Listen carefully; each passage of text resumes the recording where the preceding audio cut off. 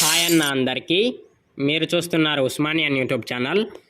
సిపిగెట్ 2025కి సంబంధించినటువంటి ఫస్ట్ ఫేజ్లో seat allotment అయినటువంటి వారి కోసం కాలేజ్లో ఆఫ్లైన్ రిపోర్టింగ్ అయితే ప్రాసెస్ స్టార్ట్ అయిపోయిందనమాట. అలాగే ఈ యొక్క వీడియోలో మనం ఎప్పటిలోపు సెల్ఫ్ రిపోర్టింగ్కి ఆఫ్లైన్లో వెళ్ళాల్సి ఉంటుంది, అలాగే ఏమేమి సర్టిఫికేట్స్ తీసుకెళ్ళాలి అనేది క్లారిటీగా చెప్పడం జరిగింది. ఎవరైతే ఈ యొక్క సిపిగెట్ ఎగ్జామ్ రాసి ఫస్ట్ ఫేజ్లో సీట్ అలాట్మెంట్ అయినటువంటి వారు ఉన్నారో వారు ఈ యొక్క వీడియోని చివరి వరకు చూడండి, అలాగే మీ ఫ్రెండ్స్కి కూడా షేర్ చేయండి. ఈ యొక్క వాల్యుబుల్ ఇన్ఫర్మేషన్ అనేది అయితే వారికి కూడా తెలిసే అవకాశం అయితే ఉంటుందన్నమాట. Let's get in to our video. Certificate verification కోసం మనం అక్టోబర్ 8వ తారీఖు లోపు అయితే వెళ్లాల్సి ఉంటుంది అనమాట. ఇక్కడ మీరు స్క్రీన్ మీద చూడొచ్చు. ఇక్కడ వెబ్సైట్లో అయితే ఆ యొక్క న్యూస్ అనేది స్క్రోల్ అవుతుంది. ఎవరికైతే ఫస్ట్ ఫేజ్లో సీట్ అలాట్మెంట్ అయినదో వారు అక్టోబర్ 8వ తారీఖు లోపు కాలేజీకి రిపోర్టింగ్ చేయాలి. సో ఇదైతే మనకి కన్ఫర్మ్ అయిపోయింది. అక్టోబర్ 8 ఈవినింగ్ లోపు మనం సర్టిఫికేట్ వెరిఫికేషన్కి అటెండ్ కావాల్సి ఉంటుంది. అలాగే మనం ఏమేమి సర్టిఫికేట్స్ అనేది తీసుకెళ్లాల్సి ఉంటుంది అనేది అయితే ఇప్పుడు చూద్దాం. మనం మెయిన్లీ 13 సర్టిఫికేట్స్ అనేది అయితే మ్యాండేటరీగా క్యారీ చేయాల్సి ఉంటుంది అనమాట. ఎవరికైతే కాలేజ్ కన్ఫర్మ్ చేసుకోవాలనుకుంటున్నారో అవి ఏంటనేది నేను మీకు ఒక్కొక్కటి సింపుల్గా ఎక్స్ప్లెయిన్ చేస్తాను. ఇప్పటి నుండి అయితే మీరు ఫోకస్గా చూడండి అనమాట. ఫస్ట్ సర్టిఫికేట్ వచ్చేసి ఎస్ఎస్సి మెమో అనమాట. ఎవరైతే 10th చదివి ఉంటారో డైరెక్ట్గా వాళ్ళకి లాంగ్ మెమో ఉంటుంది కదా, ఒరిజినల్ మెమో, అది తీసుకెళ్లాల్సి ఉంటుంది. సో నెక్స్ట్ వన్ వచ్చేసి ఇంటర్ మెమో. ఇంటర్మీడియట్ది ఒరిజినల్ మెమో కూడా మనం చూపించాల్సి ఉంటుంది. నెక్స్ట్ వచ్చేసి డిగ్రీ మెమో అనమాట. ఎవరైతే రీసెంట్గా డిగ్రీ కంప్లీట్ చేశారో వారి కోసం కన్సాలిడేటెడ్ మార్క్స్ మెమో అని కాలేజీలు ఇస్తారు.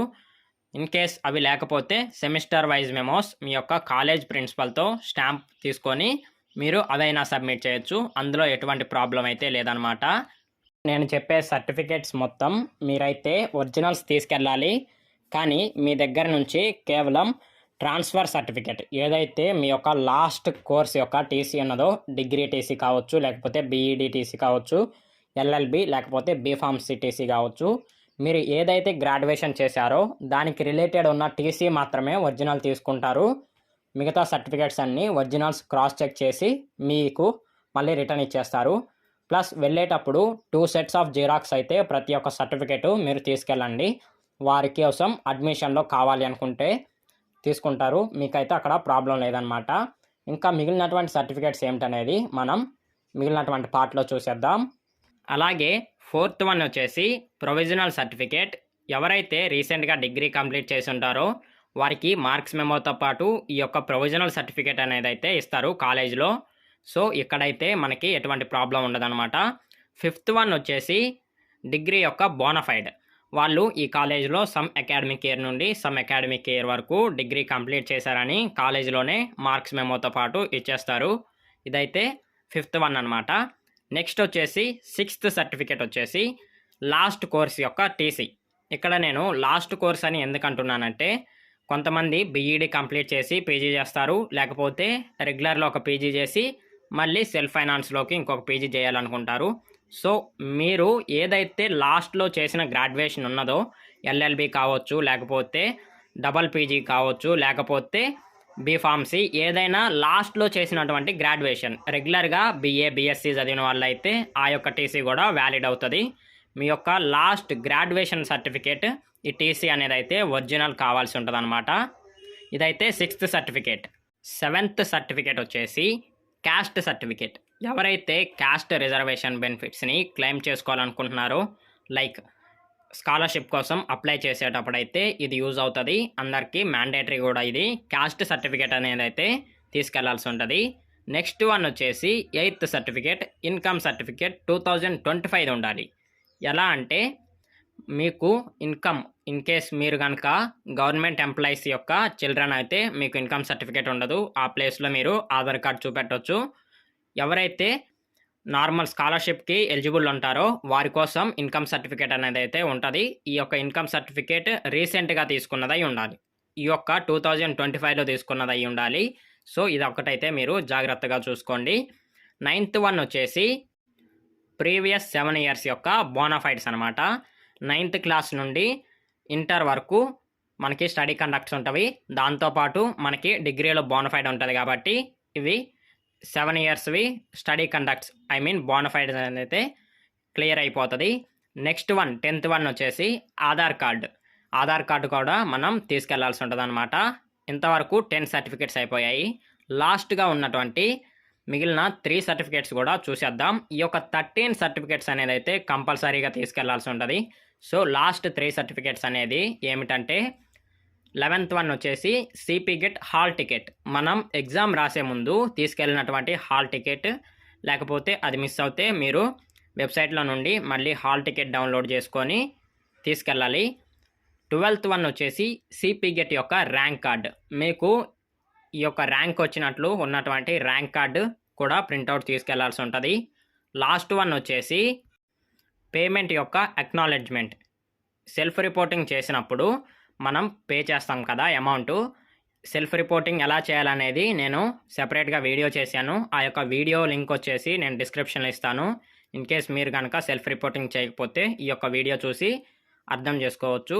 సో 11th సర్టిఫికేట్ నుండి 13th సర్టిఫికేట్ వరకు మనం చూసినట్లయితే సిపి గెట్లో జరిగినటువంటి ప్రాసెస్కి రిలేటెడ్ ఉంటుంది అనమాట. హాల్ టికెట్, ర్యాంక్ కార్డ్, అలాగే పేమెంట్ యొక్క రిసిప్ట్.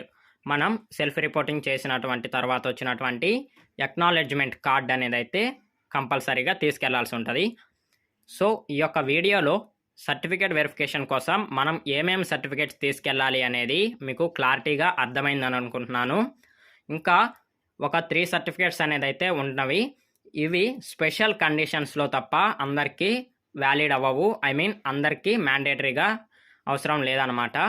ఇన్ కేస్ మీకు కనుక ఈ యొక్క 3 సర్టిఫికేట్స్ అప్లికేబుల్ కాదనుకుంటే మీరు స్కిప్ చేసి కొంచెం తర్వాత ఉన్నటువంటి ప్రాసెస్ని చూడొచ్చు. ఆ 3 సర్టిఫికేట్స్ ఏమిటంటే రెసిడెంట్ సర్టిఫికేట్ అనమాట. ఎవరైతే ఓపెన్లో చదివి ఉంటారో వారి కోసం రెసిడెంట్ సర్టిఫికేట్ కూడా కంపల్సరీగా సబ్మిట్ చేయాల్సి ఉంటుంది. ఇంకొకటి వచ్చేసి గ్యాప్ సర్టిఫికేట్ అనమాట. ఎవరైతే ఒక అకాడమిక్ ఇయర్లో గ్యాప్ తీసుకొని మళ్ళీ స్టడీని స్టార్ట్ చేశారో వారి కోసం గ్యాప్ సర్టిఫికేట్ కూడా కంపల్సరీగా సబ్మిట్ చేయాల్సి ఉంటుంది. లాస్ట్ వన్ వచ్చేసి మైగ్రేషన్ సర్టిఫికేట్ అనమాట. ఎవరైతే ఒక యూనివర్సిటీ నుండి ఇంకొక యూనివర్సిటీకి సంబంధించినటువంటి కాలేజీకి అడ్మిషన్ ట్రాన్స్ఫర్ అవుతున్నారో వాళ్ళు మైగ్రేషన్ సర్టిఫికేట్ కూడా సబ్మిట్ చేయాల్సి ఉంటుంది. బట్ ఈ యొక్క లాస్ట్లో చెప్పినటువంటి 3 సర్టిఫికేట్స్ రెసిడెంట్స్, మైగ్రేషన్, అలాగే గ్యాప్ సర్టిఫికేట్, ఈ 3 మనకి సర్టిఫికేట్ వెరిఫికేషన్లో మ్యాండేటరీ కాదు. ఇన్ కేస్ ఇవి కనుక మీకు అప్లికేబుల్ ఉంటే వీటిని మీరు తర్వాత కూడా సబ్మిట్ చేయొచ్చు. వాళ్ళకైతే 1 మంత్ అయితే టైం ఇస్తారు.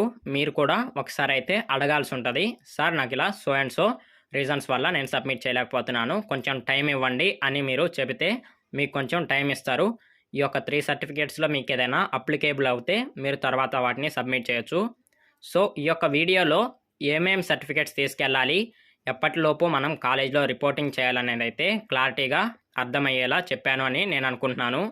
మీకు కనుక ఈ యొక్క వీడియో యూస్ఫుల్ అనిపిస్తే లైక్ చేయండి, అలాగే ఈ యొక్క మీ ఫ్రెండ్స్కి షేర్ చేయండి. సో వారు కూడా ఈ యొక్క వీడియో నుండి కొంచెం వాల్యుబుల్ ఇన్ఫర్మేషన్ తెలుసుకునే అవకాశం అయితే ఉందన్నమాట.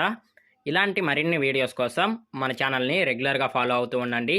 Don't forget to like the stream and subscribe to the channel. Thank you for watching.